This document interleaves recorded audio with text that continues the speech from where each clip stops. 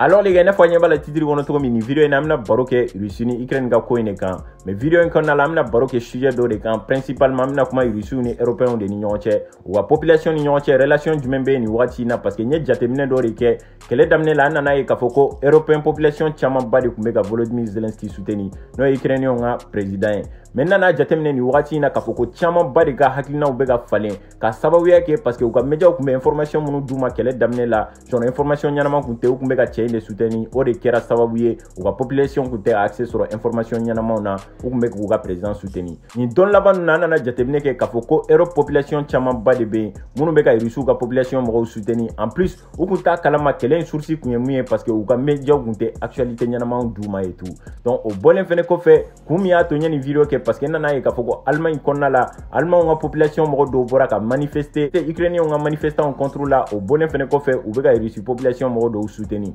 donc u Russie drapeau bubolo u ya manifester Allemagne ville kɔnɔna la o fɛnɛ ta bannen ɲa jateminɛ k'a fɔ ko Union européenne jamana dɔw fɛnɛ bɛ n'u b'a wele ko Autriche o chancelier a décidé k'i déplacer ka bɔ Union européenne kɔnɔna la ka taa fo Russie u y'a décidé ka reçoit Kremlin na a ye kuma dɔw fɔ kuma ninnu kɔnɔna la ɲa ye k'a fɔ ko réellement donc ko dɔw bɛ ka passer nin wagati in na o bɔlen kɔfɛ journaliste dɔw fɛnɛ bɛ yen autant mɔgɔw fɛnɛ ka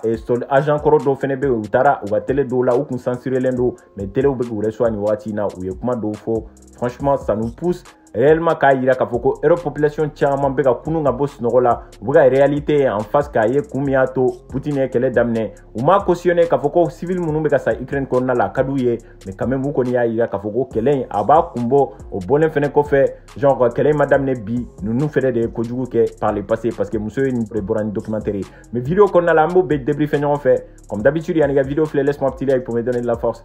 c'est parti pour la vidéo.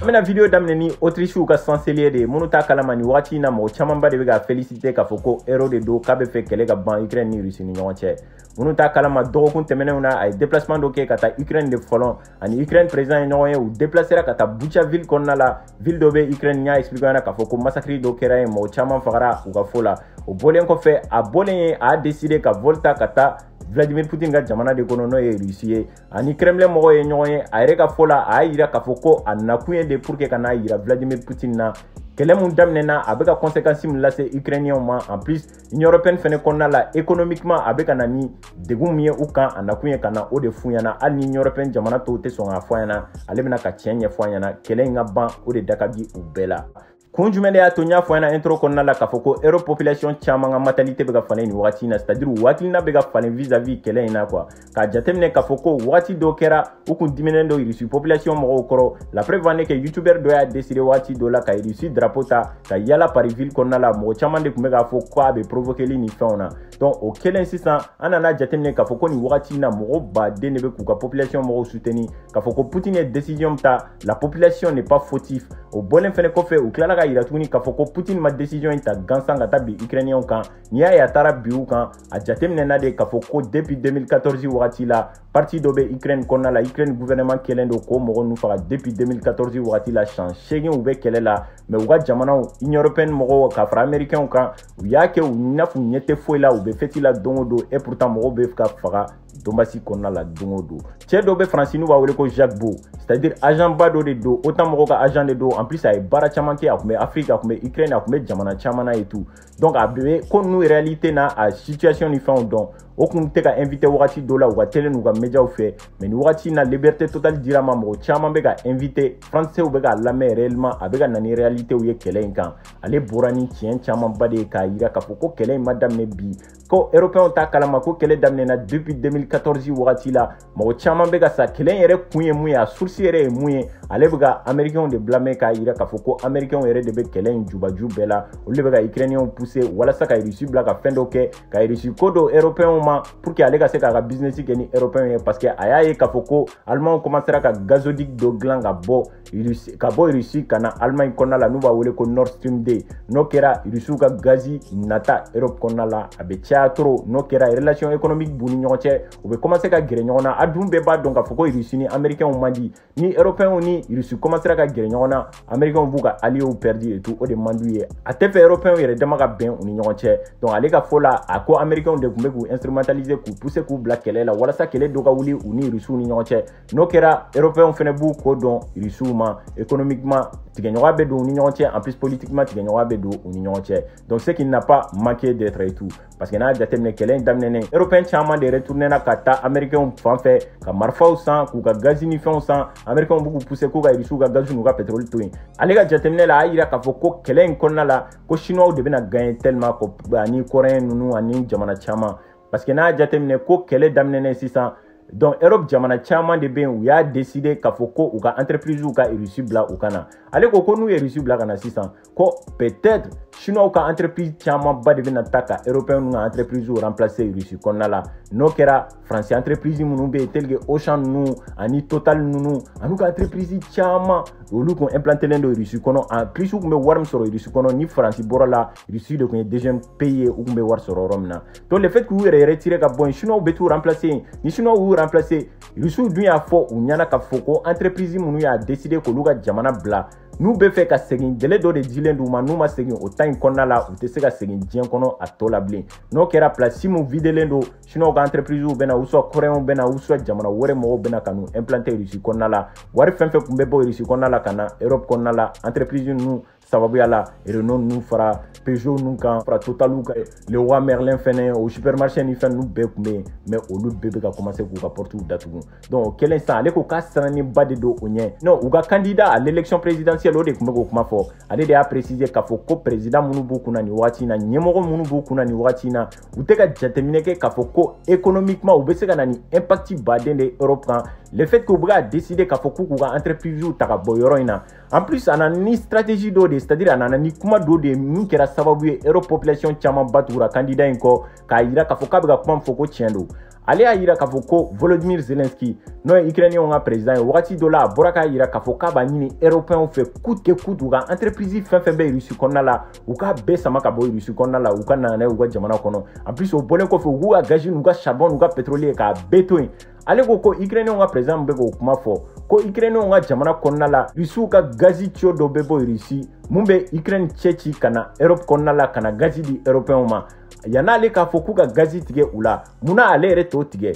ja san o san Vladimir Poutine ka jamana bɛ 2 milliards d'euros de di Ukrainiens ma comme transit c'est-à-dire u ka gazi transiti walasa a ka tɛmɛ u ka jamana fɛ u b'o de d'u ma 2 milliards d'euros par an donc ale ma jɛ o kɔ bien vrai que kɛlɛ b'u ni ɲɔgɔn cɛ mais ale ma jɛ wari in kɔ a y'a décidé ka continuer ka gazi in latɛmɛ ka na di européens ma et pourtant ale bɛ ka continuer ka pression kɛ européens ka k'u ka wari sɔrɔtaw to yen u ka supermarché fara u ka magasin baw kan n'u ka usine mobile dilan ni fɛn ninnu u k'u bɛɛ retirer ka bɔ Russie u ka Total ni fɛn ninnu u k'u bɛɛ retirer ka bɔ Russie et pourtant ale bɛ ka continuer ka transiti wari minɛ Russie la donc o kelen de sisan ale bɔra k'a fɔ ko o ye double G de a tɛ se k'a fɔ ko européens ko don u ka wari sɔrɔtaw ma ale bɛ ka wari sɔrɔ mɔgɔ min bolo et tout o bɛɛ de nana ni ambiguïté européens ka population caman bɛ ka kunu k'a yira k'a fɔ ko nin ko in kɔnɔna la jɛ b'a kɔnɔna la bien vrai que population mɔgɔ dɔw bɛ ka sa o man d'u ye mais a ko kɔnɔna la n'u m'u janto u yɛrɛ la a laban na kɛlɛ in bɛna retourner olu de contre la parce que u ka dirigeants tɛ ka kow ta ni hakili ye u ka ta ni émotion ye k'a jateminɛ ka décision dɔw ta économiquement mun bɛ se ka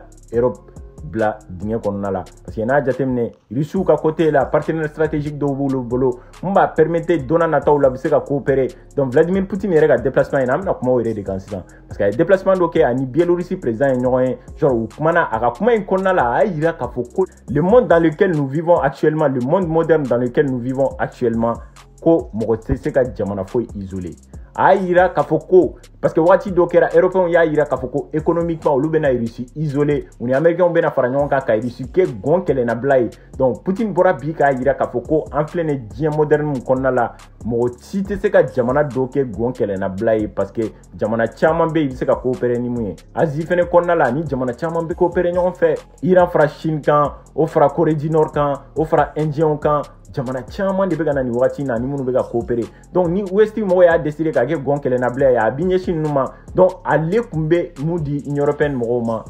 u tɛ se k'o sɔrɔ bilen da ɲɔgɔn na en plus u tɛ se k'a sɔrɔ nɔgɔya la en plus fɛn min yɛrɛ kɛra sababu ye européens ka population caman bɔra kalama k'a fɔ ko kɛlɛ in daminɛna cogo di en plus ukrainiens ka population mɔgɔw ye kojugu min kɛ Russie kanfɔlaw la Ukraine kɔnɔna la donc journaliste muso dɔw de bɛ yen n'u b'a wele ko Anne-Laure Bonnel n ka video dɔ la n y'a expliqué ɲɛna k'a fɔ muso in kun suspendé don wagati dɔ la France kɔnɔna la k'a fɔ k'a tɛ se ka taa média dɔw la ka taa kuma ko parce que k'a bɛ ka Poutine dɛmɛ et pourtant kun bɛ ka bɔ ni tiɲɛ de ye Donbass kan ale y'a yira k'a fɔ ko depuis 2014-2015 wagati ninnu na ale bɛ Ukraine kɔnɔna la n'o ye Donbass ye kɛlɛ bɛ yen depuis 14-15 wagati la k'ale bɔra ni documentaire ye a ka baara ye documentaire dilan de ye a kun bɛ Haut-Karabakh ninnu kɔnɔna la a ye jamana caman kɛ genre ale taara Ukraine kɔnɔna la depuis 2014-2015 wagati la parce que kɛlɛ bɛ yen depuis o wagati la parce que parti dɔw bɛ yen n'u b'u wele ko les pro-séparatistes olu tun bɛ Donbass kɔnɔna la o mɔgɔ ninnu ni Ukraine gouvernement mɔgɔw tun bɛ kɛlɛ la genre Ukraine gouvernement tun bɛ k'u faga cogo bɛɛ la o bɔlen fɛnɛ kɔfɛ u tun bɛ ka balo cogo min na a bɔra ni documentaire ye dominé documentaire la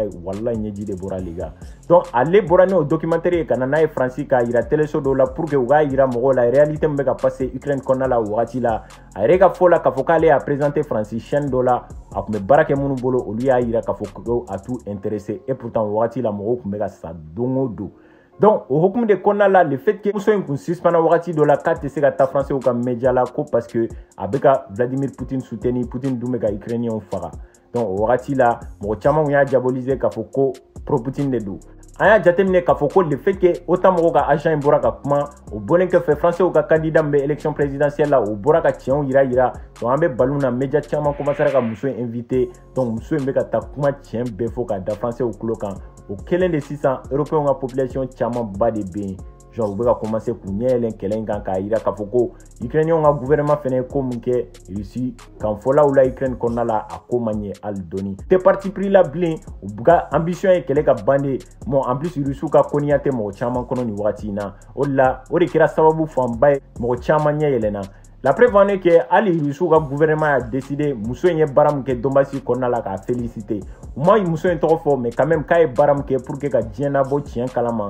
américains ni européens bɛ ka essayer ka diɲɛ ɲɛ datugu kɛlɛ min ɲɛ genre ale y'a décidé ka documentaire kɛ mɔgɔ baden de bɛ ka dugawu kɛ muso in k'ala ka nin kisi parce que a ye baara min kɛ tantôt il est fort probable que ko dɔ bɛ se k'a sɔrɔ et tout tu vois donc ale kɔni tɛ ka siran a bɛ ka continuer ka kow kɛ et tout pour que a ka se k'a faamuya il va falloir que a ka taa documentaire in lajɛ aw yɛrɛ ye a bɛ se k'a dɔn réellement ko min tun bɛ ka passer yɔrɔ in na kun min yɛrɛ ye Vladimir Poutine poussé ka kɛlɛ kɛ a bɛ documentaire in lajɛ réellement ko min tun bɛ ka Donbassikaw sɔrɔ le ka wallahi n'a lajɛ don min a bɛ segin ka na fɔ ɲɛna commentaire kɔnɔ j'espère que n sera ka faamuya dɔ d'aw ma ko in kan nin analyse in kɔnɔna la n'a sɔrɔ si c'est pertinent si vous êtes d'accord avec moi a bɛ se ka avis fɔ ɲɛna dans le commentaire si tel est le cas n'hésitez pas à liker commenter partager à ɲɔgɔn sɔrɔ vidéo wɛrɛ la c'était Cactus prenez soin de vous